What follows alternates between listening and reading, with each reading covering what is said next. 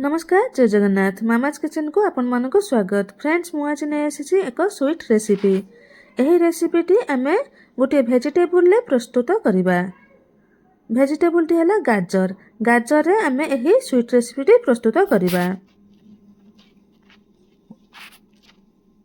मुझे गाजर रे मिठा प्रस्तुत करिया पई 4टी गाजर नहीं जाइछि जहाँकि ओजन रे हाफ केजी हेबो। आपण चाहिए अधिक गाजर नहीं मध्य मिठा प्रस्तुत करें। मुझे 4टी गाजर नहीं मिठा प्रस्तुत करने। मु प्रथमे 4टी गाजर को भल भाव छड़े नहीं। छड़े सारिबा परे भल भाव धोई नहीं। धोई छोट छोट पीस करी चॉप कर नहीं। आपण चाहिए ग्रेटर रे मध्य ग्रेटिंग करि परिबे। एहाको आमे ग्राइंडिंग करिबा। छोट छोट चॉप करी मध्य ग्राइंडिंग करि परिबा। तेणु करी मु छोट छोट चॉप करिछि। आपण ग्रेटर रे ग्रेटिंग करि परिबे।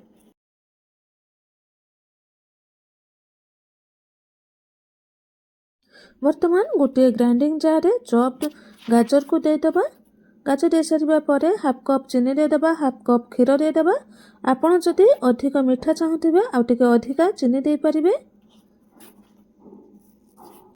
देखंतु गाजर ग्राइंडिंग कर सारिबा परे तार कंसिस्टेंसी एही परी रहिबो। आठारो अधिक पानी करिवे नाही।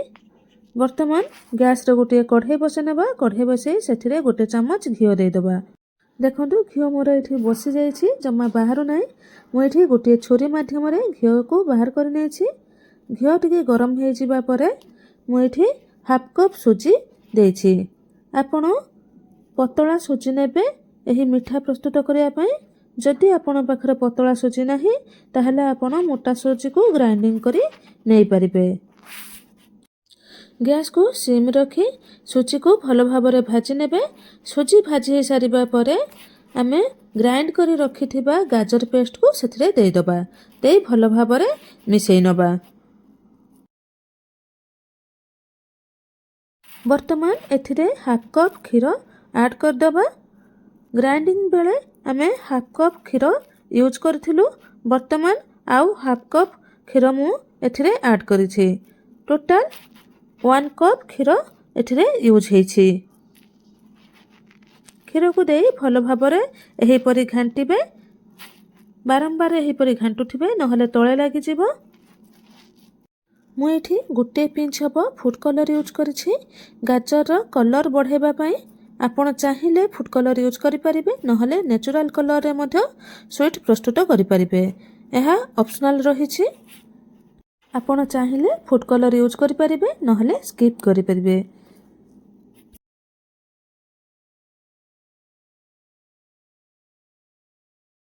देखंतु गाजर और सुजीर बेटरटी गाढ़ हो आसलानी। एही समय रे आमे किछि घी मिसै नबा।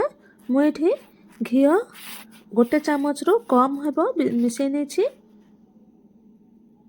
घी मिसैबा द्वारा कढ़ाई रो भल भाव बेटरटी छाड़ी हे जिवो। आउ स्वीटटी शाइनिंग करिबो भल ग्लेज आसीबो। तेणु करी किछि घी एही समय रे मिसै नेबे। मुझे गाजर मिठा प्रस्तुत करने पई रेड कलर रो गाजर नहीं। आपण चाहिए नॉर्मल गाजर मध्य नहीं पारिबे। किंतु रेड कलर रो गाजर नेले टिके कलर भल आसी थाए। तेणु करी मु रेड कलर रो गाजर एठी नेछि। आपण चाहिए रेगुलर मिलुथिबा ऑरेंज कलर गाजर मध्य नहीं पारिबे।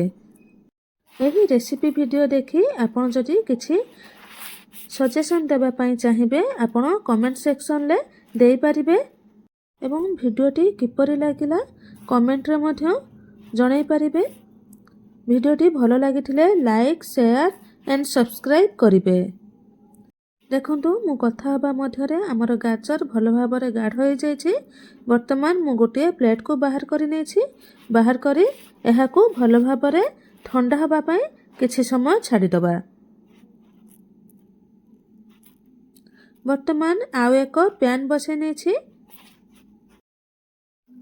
आउ एक पैन बसे सेथिरे मु 200 ग्राम रो खोआ देछि जहा कि छोट छोट पीस करी मु काटि नेछि।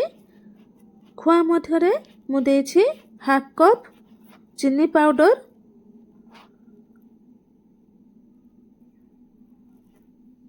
चीनी पाउडर को टिके मिसे सारिबा परे ମୁଁ ସେଥିରେ ଦେଇଛି 2 ଚାମଚ ହେବ କ୍ଷୀର। କ୍ଷୀର ଦେବା ଦ୍ୱାରା ଭଲ ଭାବରେ ଖୁଆ ମେଲ୍ଟ ହୋଇଯିବ। ତେଣୁକରି ମୁଁ ଏଠି 2 ଚାମଚ କ୍ଷୀର ୟୁଜ୍ କରିଛି। ଆମେ ଯେତେବେଳେ ଖୁଆ ମେଲ୍ଟ କରିବା ସେତେବେଳେ ଗ୍ୟାସ୍କୁ ସିମ୍ କରି ରଖିବା, ଜମା ବି ହାଇ କରିବା ନାହିଁ। ସିମ୍ କରି ଏହିପରି ଘାଣ୍ଟୁଥିବା ଖୁଆ ମେଲ୍ଟ ହୋଇସାରିବା ପରେ ଚିନି ଖୁଆ ଭଲ ଭାବରେ ମିଶି ସାରିବା ପରେ ଭଲ ଭାବରେ ଆଉ ଟିକେ ଶୁଖିଯିବ। ଶୁଖିଯିବା ପରେ ଆମେ ଗୋଟିଏ ପ୍ଲେଟ୍କୁ ବାହାର କରିନେବା। ଦେଖନ୍ତୁ ଏଇଠି ମୁଁ ଖୁଆକୁ ଗୋଟିଏ ପ୍ଲେଟ୍କୁ ବାହାର କରି ନେଇଛି। ଖୁଆ ବାହାର କରି ସାରିବା ପରେ ଖୁଆକୁ ମଧ୍ୟ ରେଷ୍ଟ ଛାଡ଼ିଦେବା ଥଣ୍ଡା ହେବା ପାଇଁ। ଖୁଆ ଥଣ୍ଡା ହେବା ପାଇଁ ହାଫ୍ ଆୱାର, ତେଣୁକରି ହାଫ୍ ଆୱାର ଟାଇମ୍ ଖୁଆକୁ ରେଷ୍ଟ ଛାଡ଼ିଦେବା। ଏଇଠି ଆମର ହାଫ୍ ଆୱାର ହେଇଯାଇଛି। ହାଫ୍ ଆୱାର ପରେ ଖୁଆ ଭଲ ଭାବରେ ଥଣ୍ଡା ହୋଇଯାଇଛି। ବର୍ତ୍ତମାନ ଆମେ ଛୋଟ ଛୋଟ ଗୋଲି କରି ନେବା। ଆପଣ ଯେତିକି ବଡ଼ ମିଠା କରିବା ପାଇଁ ଚାହୁଁଥିବେ ତାଠାରୁ ଟିକେ ଛୋଟ ଗୋଲି କରି ନେବେ। ମୁଁ ଏଠି ମିଠା ଗୁଡ଼ିକ ଗୋଲ କରିଛି। ଆପଣ ଚାହିଁଲେ ଆପଣ ଲମ୍ବା ସାଇଜରେ ମଧ୍ୟ ମିଠା କରିପାରିବେ।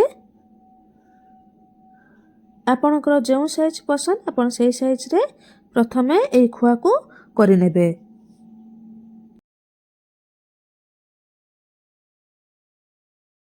ଦେଖନ୍ତୁ ମୁଁ ଏଇଠି ସବୁ ଖୁଆକୁ ଛୋଟ ଛୋଟ ଗୋଲ କରି ନେଇଛି। ବର୍ତ୍ତମାନ ଗାଜର ଯନ୍ତଣୀକୁ ଆଣିବା। ଯନ୍ତଣୀକୁ ଆଣି ସାରିବା ପରେ ହାତରେ କିଛି ଅଏଲ୍ ଲଗାଇ ନେବା। ଅଏଲ୍ ଲଗାଇ ଗାଜର ଯନ୍ତଣୀକୁ ଟିକେ ନେଇ ଗୋଲ କରିନେବା। ଦେଖନ୍ତୁ ଏଇଠି ମୁଁ କିଛି ଗାଜର ଯନ୍ତଣୀକୁ ଆଣି ଗୋଲ କରି ନେଇଛି। ଦେଖନ୍ତୁ ଏଇଠି ଆମର ଗୋଲଟି ହେଇଯାଇଛି। ଗୋଲ ହେଇସାରିବା ପରେ ଦେଖନ୍ତୁ ଖୁଆର ଗୋଲ ଆଉ ଗାଜର ଗୋଲ ଦେଖାଉଛି। ଗୋଟିଏ ଛୋଟ ଅଛି, ଗୋଟିଏ ବଡ଼ ଅଛି। ଏହିପରି ଆପଣ କରିନେବେ, କାରଣ ଖୁଆଟି ଗାଜର ଭିତରେ ବା ଗାଜର ଯନ୍ତଣୀ ଭିତରେ ପୁର ଦିଆଯିବ। ଗାଜରକୁ ଗୋଲ କରିସାରିବା ପରେ ଏହିପରି କରିନେବେ। ଏହିପରି କରିସାରିବା ପରେ ଖୁଆରେ ଗୋଲ କରି ରଖିଥିବା ଯନ୍ତଣୀକୁ ସେଥିରେ ଦେବା। ଦେଇ ଭଲ ଭାବରେ ତାକୁ ମିଠା ପ୍ରସ୍ତୁତ କରିନେବା। ଦେଖନ୍ତୁ ଖୁଆର ଗୋଲଟି ଦେଇ ସାରିବା ପରେ ମୁଁ ଟିକେ ଟିକେ କରି ଯେଉଁପରି ଖୁଆ ଉପରକୁ ଗାଜର ବେଟରକୁ ଉଠାଇ ନେଉଛି ସେହିପରି ଆପଣ ଉଠାଇ ନେବେ। ଉଠାଇ ସାରିବା ପରେ ଭଲ ଭାବରେ ଗୋଲ କରିନେବେ। ଗୋଲ କରିସାରିବା ପରେ ଏହିପରି ହାତରେ ଟିକେ ହଲାଇ ନେବେ। ଭଲ ଭାବରେ ଚିକଣ ହୋଇଯିବ, ଆଉ ଜମା ବି କ୍ରାକ୍ ରହିବ ନାହିଁ। ଦେଖନ୍ତୁ କେତେ ବଢ଼ିଆ ମିଠାଟି ପ୍ରସ୍ତୁତ ହୋଇଛି। ଆପଣ ଏହିପରି ମଧ୍ୟ ଲମ୍ବା ସାଇଜରେ କରିପାରିବେ। ଏହିପରି ମାଧ୍ୟମରେ ସବୁ ମିଠା ଯାକ ଆମେ ପ୍ରସ୍ତୁତ କରିନେବା।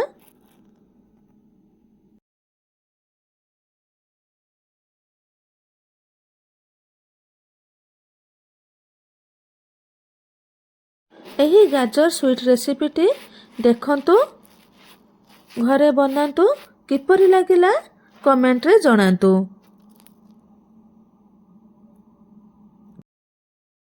ଏହିପରି ମିଠା ମାର୍କେଟକୁ ଗଲେ ଆଣିବା ପାଇଁ ବହୁତ ପଇସା ଲାଗିବ, କିନ୍ତୁ ଆମର ଏଇଠି 20 ଟଙ୍କାର ଗାଜରରେ ବହୁତ ଗୁଡ଼ାକ ମିଠା ହେଇଯାଇଛି। ଦେଖନ୍ତୁ ଆପଣ ଏହିପରି ଘରେ ବନାନ୍ତୁ। ପିଲାମାନେ ଗାଜର ଖାଉନଥିଲେ ଏହି ସୁଇଟ୍ ମାଧ୍ୟମରେ ଆପଣ ପିଲାମାନଙ୍କୁ ଗାଜର ଖୁଆଇ ପାରିବେ। ଏହି ମିଠାକୁ ପ୍ରସ୍ତୁତ କରିସାରି ଆପଣ ଫ୍ରିଜରେ କିଛି ଦିନ ଷ୍ଟୋର କରି ରଖିପାରିବେ। ଷ୍ଟୋର କରି ରଖି ଆପଣ ଟିଫିନ୍ ବକ୍ସରେ ଦେଇପାରିବେ ପିଲାମାନଙ୍କୁ। ପୂଜା ବ୍ରତରେ ମାର୍କେଟରୁ ମିଠା ନ ଆଣି ଆପଣ ଘରେ ଏହିପରି ପ୍ରସ୍ତୁତ କରିପାରିବେ।